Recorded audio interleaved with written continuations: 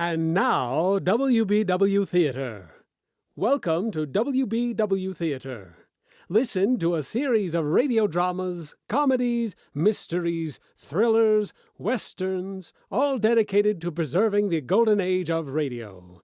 Those thrilling days of yesteryear, way back when families gathered together around the living room radio to join the theater of the mind. Listen now as we take you way back when imagination ruled and creativity had no limits. Listen now to WBW Theater. Sadie? Sadie, what's the matter? It's me. Oh, Sam, you nearly scared me to death. What do you mean coming in so quiet? Well, I didn't mean to scare you. I thought you'd be asleep. I didn't want to wake you. Oh, Sam, I'm glad you're home. Hey, what's the matter? Oh, it's terrible. You gotta do something, Sam. What's terrible? It's this. Just look at this. What's terrible about that? Looks like an ordinary pad of paper to me. That's it. That's just what I thought. But it's got writing in it. Oh, it's awful. No, wait a minute. Maybe you better tell me what this is all about. Well, today I went down shopping at Macy's department store. Yeah? And I needed some paper, so I picked this up. It was on top of the pile, and I bought it and I brought it home. But tonight when I open it, I found it's got writing in it. Well, that's not so terrible. Just take it back tomorrow. Make them give you a new one. Oh, no, you don't understand. It's what's written in it that's so terrible. What do you mean, what's written in it? Here, you gotta read it. Oh, Sadie. No, right now, read it. Look, Sadie, I'm tired. I've been bowling all evening. Oh, please, Sam, please, just read it. All right. But for Pete's sake, October 13th, today I made my decision. I decided to say goodbye to the world, get out, leave, break away. I have done it. Oh, Sadie, this is a lot. Go on, read it. Oh. And now I am free. Really free. Yes, I am free at last. The world is an intolerable place for a poet. I was broke, starving, at my wit's end. Then I had a brilliant idea. I would escape to a place where I had no need to earn a living, where I could write to my heart's content in peace and security. Where is this place? Right under your nose. So close, you'd never think of it. I am now living in Macy's department store. I have everything within arm's reach that anyone would need or desire, and it's all free. Absolutely free. I arrived this afternoon. I had spent 3 days looking over all the department stores in town. I decided on Macy's because of the completeness of their food department. Therefore, this afternoon, I entered the store and went immediately to the 4th floor, to the rug department, and hid myself in this dusty, out-of-the-way corner behind a pile of carpets.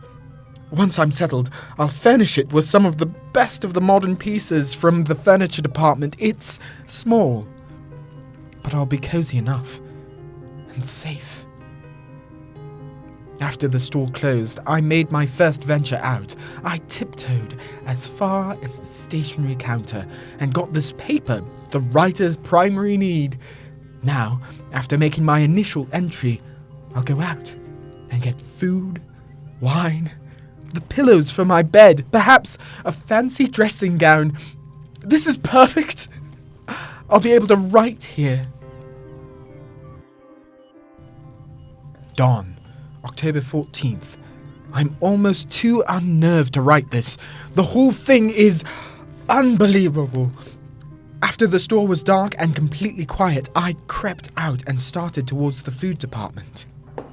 One's footsteps echo hollowly in an empty department store at night, and I found myself gliding along the floor on tiptoe, moving as silently as possible. But the sound of footsteps persisted. Suddenly, I realized they were not my own. The night watchman.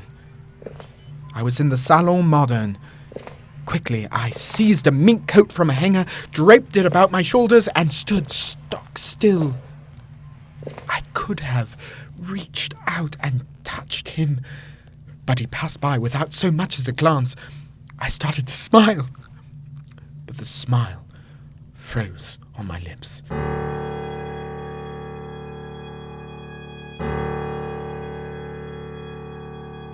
There was someone else here.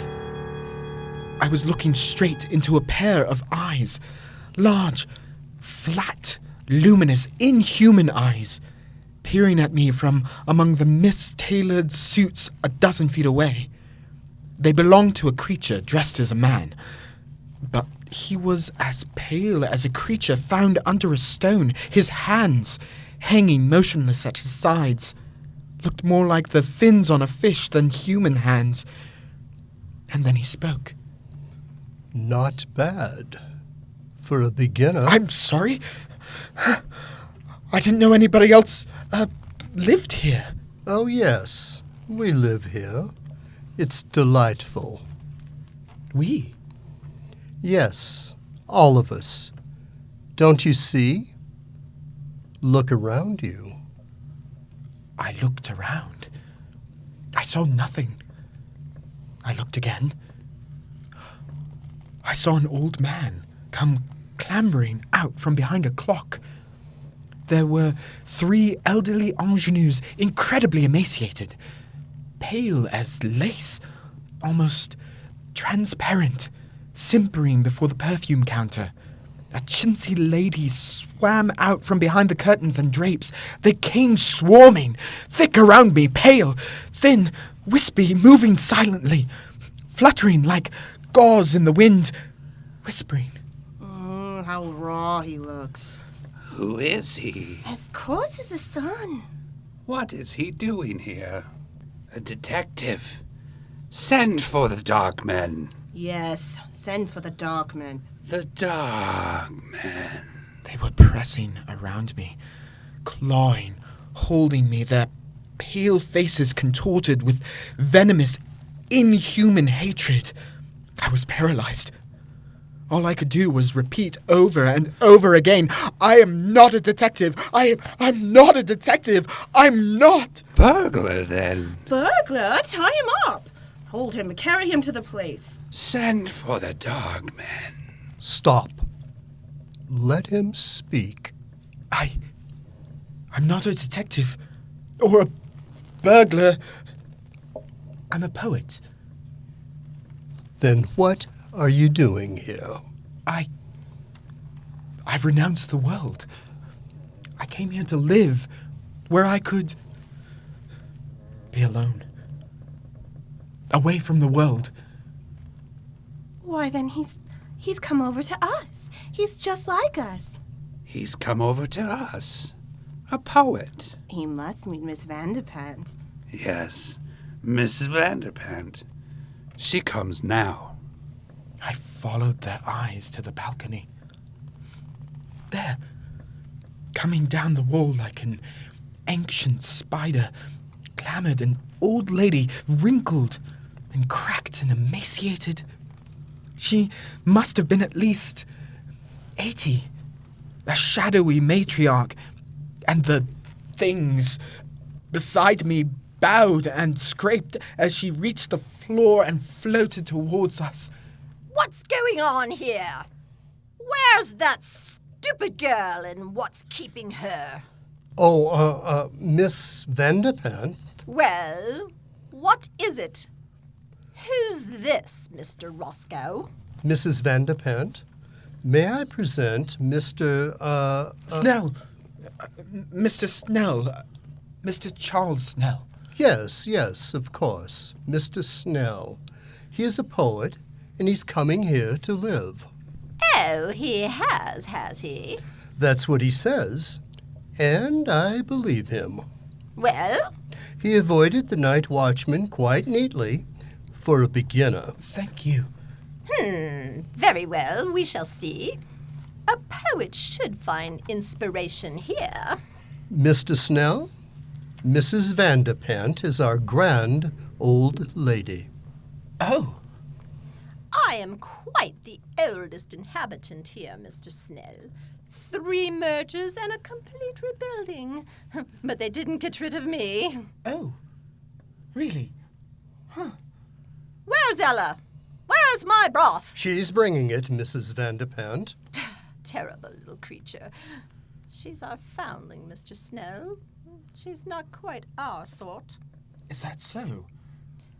I have been here, Mr. Snell, ever since the terrible times of the 80s.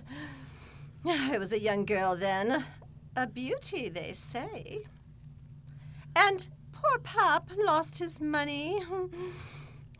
Macy's meant a lot to a young girl in those days. So when I wasn't able to have a charge account, I came here for good. That's better than a charge account. I was quite alarmed when others began to come after the crash of 1907. But it was with the dear judge. Yes. The colonel. How do you do? Yes. Mrs. Bilby. How do you do? Mrs. Bilby? Mrs. Bilby writes plays. Oh, And comes from an old Philadelphia family. Oh, you will find us quite nice here, Mr. Snell. I'm sure I will. And of course all the dear young people came in 1929. Their poor paps jumped from skyscrapers. They couldn't bear to be without charge accounts either. Do you mean all these people live here? Oh, and many more. You shall meet them all later. Oh, here comes that girl with my broth. Come, you stupid thing. Mrs. Vanderpant is waiting. Yes, ma'am. Yes, sir. I'm coming as fast as I can. Now be careful. Don't spill it. Oh, but she's young. Well, of course she is. Younger than most of us. And she's different. She's beautiful. Mr. Snell, Ella is Mrs. Vanderpant's maid. That's right, old man.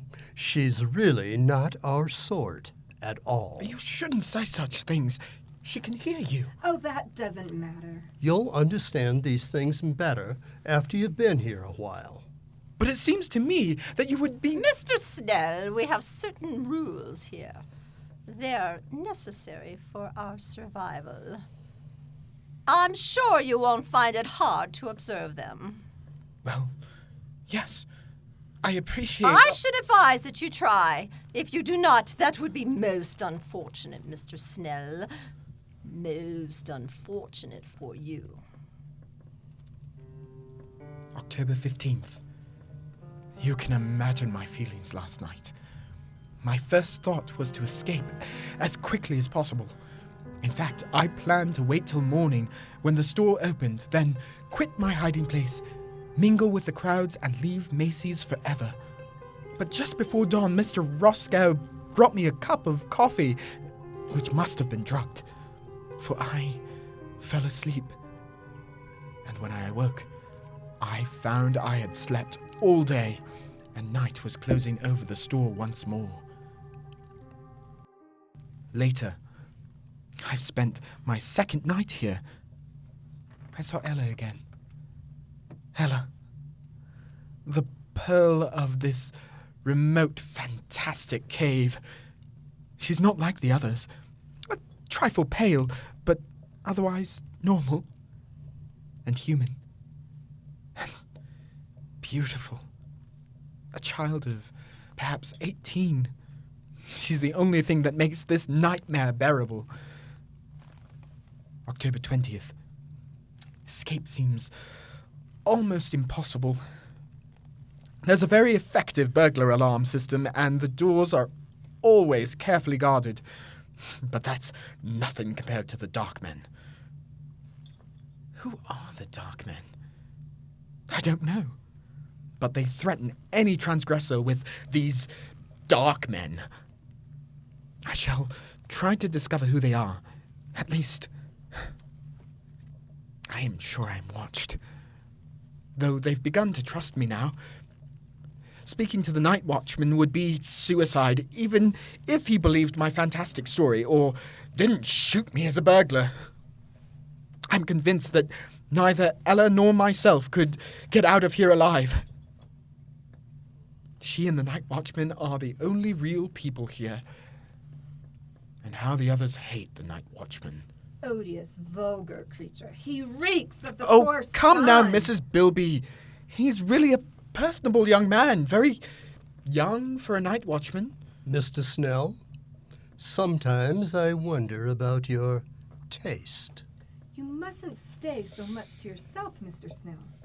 You must become better acquainted with our ways. Yes, old man, you must come to the play tonight.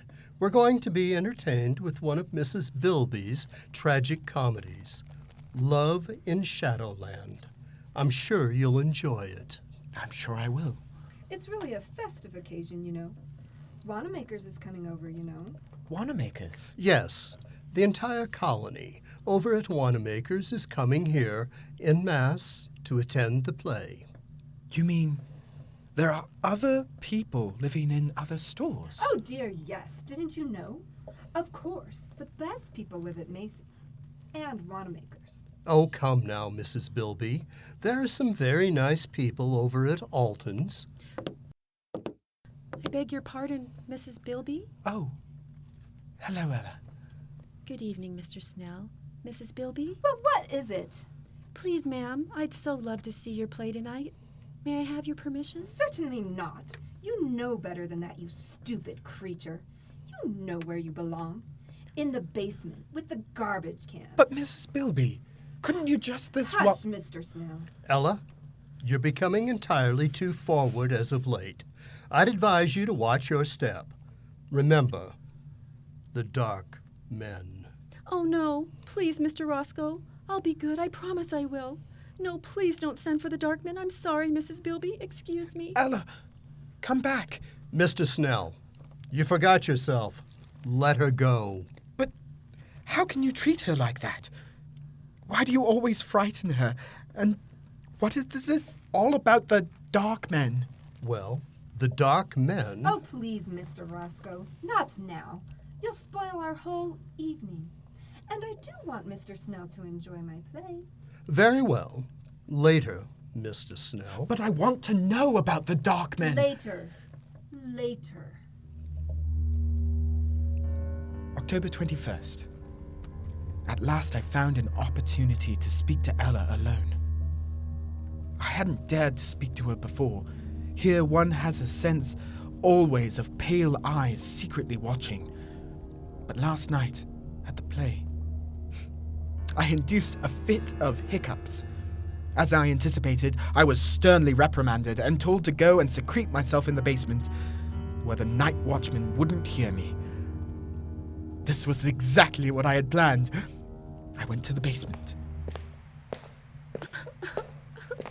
There, in the darkness, among the garbage cans and the rats, I heard sobbing. Ella? Ella? Oh, Ella, is that you? yes. Why are you crying? What is it, Ella? They wouldn't even let me see the play. Is that all? Oh, Mr. Snell, I'm so unhappy. There. You mustn't cry. But you're the only one who's kind. Ella, why are you here? Why do they treat you so differently? Because I'm not like them. I didn't choose to come here. You mean you're held here prisoner? Yes. You see, I was only 6. I came here on a shopping tour with my mother. I got lost and fell asleep behind a counter. It was dark when I awoke, and they found me. Some of them wanted to send for the dark men because they were afraid I would tell on them. But Mrs. Vanderpant said no. I could stay and be her maid. And I've been here ever since. Since you were 6? Haven't you ever tried to get away? Oh, no. I wouldn't know anything about out there. I wouldn't know what to do. Besides, I'm afraid if anyone tries to get out, they send for the dark men. Ella, who are the dark men? Don't you know? Oh, it's horrible. Tell me. You know how people live at all the stores? At Gimbel's and Yes, Bloomingdale's? yes, I know. Well, the dark men live at the Undertaker's. Good heavens. And whenever someone dies or breaks the rules, or when a burglar gets in and sees these people and might tell, they send for the dark men. How horrible. They put the body on the butcher shop in the food department, and then the dark men come. I saw them once. It was terrible. What did they do? They go in where the dead person is. They have wax with them and all sorts of things. And when they're gone, there's just a wax model left on the counter. Then our people put a frock on it, or a bathing suit, and mix it up with the other wax models in the windows. And nobody ever knows. And if you displease these people, the same thing will happen to you. October 30th. I haven't kept up my journal. Writing has been out of the question. Once more, I'm frozen with terror. But not for myself now.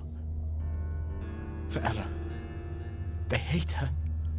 Any time they might turn against her and send for the dark men. My mind is filled with her. I dream of her every day. I live to see her at night. We've managed it several times now. They trust me now and let me roam about without interference. Finally, I met her again tonight, and I said it. Ella, I love you. Oh, Charles. I love you, Ella. Let's get married, or whatever they do here. Then we can live together in my home in the carpet department. They wouldn't dare hurt you, Ella. Oh, Charles, Don't look so dismayed. If you like, we'll go away from here. Maybe we can get transferred to Bergendorf, Goodman's, overlooking Central Park. Don't, Charles, don't. You mustn't. But I love you. Ella. You're not in love with someone else. Yes, Charles, I am. But who? It must be Roscoe. He's the only one young enough. Oh, no, Charles. Not Roscoe, especially not him. I do hate them all. They make me shudder. Who is it then? It's him, Who? the night watchman. No. Impossible. I love him. He smells of the sun. Ella! Oh, it was wonderful the way it happened. Don't tell on me, Charles, or they'll punish me. Oh, no. I was No! careless, and there he was, coming around the corner in the ladies' lingerie department. I was caught. There were only some wax models in their underthings. There was nothing else to do. I slipped off my dress and stood still. Oh, I see. He stopped and looked at me. And Charles, he spoke to me. He said, "Say, honey, I wish they made him like you on 8th Avenue." Charles, wasn't that a lovely thing to say? Personally, I should have said Park Avenue. It doesn't matter what street. It was a lovely thing to say. But what can you do about him? Ella, he belongs to another world. Yes, to 8th Avenue. I want to go there. Charles, are you really my friend? Yes. Of course I am. Then I'll tell you. I'm going to stand there again tonight in the lingerie department, so he'll see me. And then? Perhaps he'll speak to me again. Ella, you're only torturing yourself. No, because this time I shall answer him. He'll take me away. Take you away? Oh, no. Ella, I couldn't bear that. Ella, you don't love him. You only think you do because you think he'll take you out of here. But you don't know that he will. And I will, Ella. I've made up my mind. No, Charles. I couldn't let you do it, even if I loved you. You couldn't do it, Charles. Why not? Because you really belong here. You've become one of them now. Ella. You mustn't say that. It's true. And Charles, I've got to go. There's something watching us. I feel it. No, wait. Ella! Goodbye, Charles. No, Ella! Come back! Ella! Please, old man. You'll arouse the night watchman. Roscoe. Yes. Oh, love can be very upsetting, can't it? You heard? Yes. Just the last moment or so. Very touching, and yet it's understandable. I've been attracted to Ella myself. So she loves another. Too bad, old boy. Who could it be? Could it be that I'm the cause of your heartbreak? You flatter yourself too much, Roscoe. Well, then whom? The old judge? Oh, certainly not. The colonel? Hardly. None of those. Oh, not one of the customers. The staff? She loves the night watchman. Can you believe it? She loves the night... Oh? Roscoe. I shouldn't have said that. It's not true. At least I don't think it's true. You wouldn't... Roscoe. You said you loved her too. You wouldn't do anything. Tell anybody. This is a secret between us. Between friends, isn't it? Of course, old man. As secret as the grave. She's young. Perhaps he'll leave. And she'll forget him in time. Who knows? Perhaps she'll learn to love you. Or me. Of course. In time. And we'll figure a way to keep us safe. Here. Absolutely safe. Now don't you worry about it. It's almost dawn. Time for bed. Good morning, Mr. Snell. Early evening. November 4th. I was a fool. I should have known he couldn't be trusted. He must have gone straight to Mrs. Vanderpant because this evening the atmosphere has changed. People flicker to and fro, smiling nervously, horribly, with a sort of frightened, sadistic exultation. An informal dance in the record department has been called off. I can't find Ella. I'm going out again now to look for her. Roscoe. What have you done with her? Shh, shh, shh, shh, shh, shh.